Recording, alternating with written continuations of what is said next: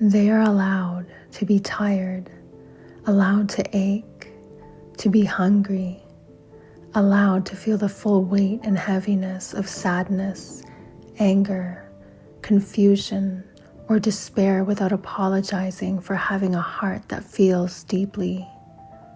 All feelings are valid simply because they are real and they exist. Every emotion is valid, but so are boundaries. Pain does not grant anyone permission to place its weight on someone else, to turn another heart into a place of punishment, to leave another person feeling less than they are. We are not meant to carry what is not ours. Another person's pain does not give them permission to bruise your spirit, to speak to you without care, or leave you feeling smaller than you were before they entered your space. I can listen without absorbing. I can love without being harmed. I can support without disappearing.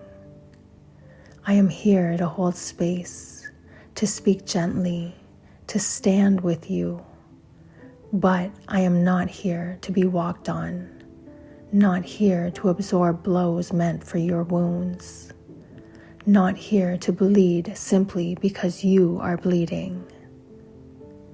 It is not my job to fix anyone. It is not my responsibility to teach someone how to be gentle. It is not even my job to love you. Love is not something owed. Love is a choice. It is something you choose freely, consciously, when it feels safe, mutual, and real. I deserve and choose a love, in friendship or in any connection, that knows how to pause, how to be kind, to be considerate, that knows how to listen, that understands boundaries, that is willing to meet itself with honesty and wants to meet me with the awareness instead of excuses. If they choose to continue repeating what they refuse to see, I am not required to stay trapped inside that pattern with them. Growth does not demand self-abandonment. My soul has learned what it came here to learn, and I will continue growing through my own lessons. And I now release what no longer aligns with my growth, my peace, my becoming. If they cannot speak to me or treat me with respect and continue to choose harm over healing, that is their right. And my right is to choose myself, to allow them to be who they are while I become the best, freest, happiest version of me. They are worthy of love, as all people are worthy, and maybe it's only in their potential. But if they cannot love me the way that I deserve in the present moment, and they are unable to love me in the way that I deserve right now, I can choose to participate in that kind of exchange or to remove myself from it. And that does not make either of us wrong. It simply means timing, capacity, and readiness matter. And just as they are worthy, so am I, worthy of a love that is present, capable, and ready, a love that meets me exactly where I stand.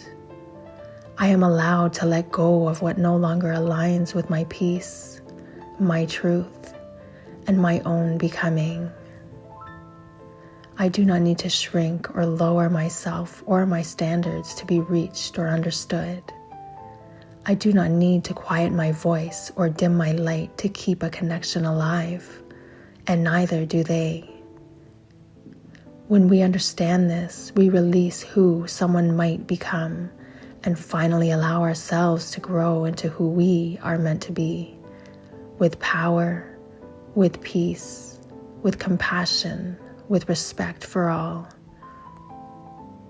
I am responsible only for my actions, not for the intentions others fail to live up to. So I release.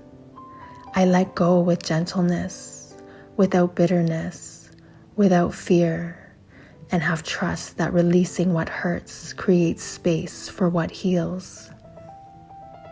It is okay to walk away after you tried, after you gave your best. I can love someone and still choose distance. I am not leaving because I don't love them or because I lack love.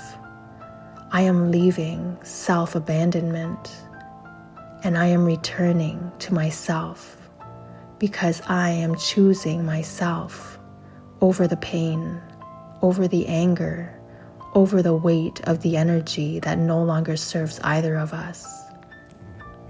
I choose peace. I choose respect.